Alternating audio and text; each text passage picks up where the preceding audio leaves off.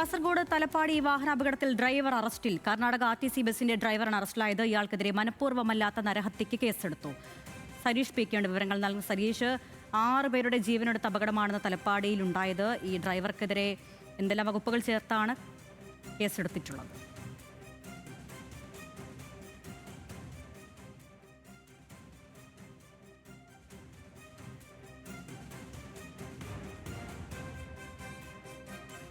കാസർഗോഡ് തലപ്പാടിയിലുണ്ടായ വാഹനാപകടത്തിൽ 6 പേർക്കായിരുന്നു ഇന്ന് ജീവൻ നഷ്ടമായത്. ഇതിലിപ്പോൾ ബസ് ഡ്രൈവർക്ക് മേൽ കേസെടുത്തിരിക്കുന്നു. മനഃപൂർവ്വമല്ലാത്ത നരഹത്യയ്ക്കാണ് ഡ്രൈവർക്കെതിരെ കേസെടുത്തിട്ടുള്ളത്.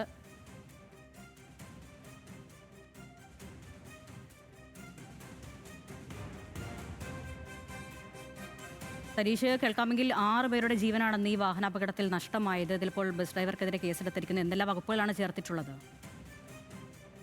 നരഹത്യക്ക് ആണ് ഇയാൾക്കെതിരെ കേസെടുത്തിരിക്കുന്നത്. കർണാടക ബാഗൽകോട്ട് സ്വദേശി നിജലിംഗപ്പയ്ക്കെതിരെയാണ് ഇപ്പോൾ പോലീസ് കേസ് എടുക്കുകയും അറസ്റ്റ് രേഖപ്പെടുത്തുകയും ചെയ്തത്. അപകടം നടന്നതിന് തൊട്ടു പിന്നാലെ തന്നെ ഈ ഡ്രൈവറെയും ഒപ്പം തന്നെ ഈ കണ്ടക്ടറെയും പോലീസ് കസ്റ്റഡിയിൽ എടുത്തിരുന്നു. വിശദമായി ചോദ്യം ചെയ്തപ്പോൾ എന്താണ് സംഭവിച്ചത് എന്നുൾപ്പെടെയുള്ള കാര്യങ്ങൾ പോലീസ് മനസ്സിലാക്കുകയും അതിന്റെ അടിസ്ഥാനത്തിൽ മെഡിക്കൽ പരിശോധന ഉൾപ്പെടെ നടത്തുകയും ചെയ്തിരുന്നു. അതിന് തൊട്ടു പിന്നാലെയാണ് ഇപ്പോൾ അറസ്റ്റ് രേഖപ്പെടുത്തിയിരിക്കുന്നത്.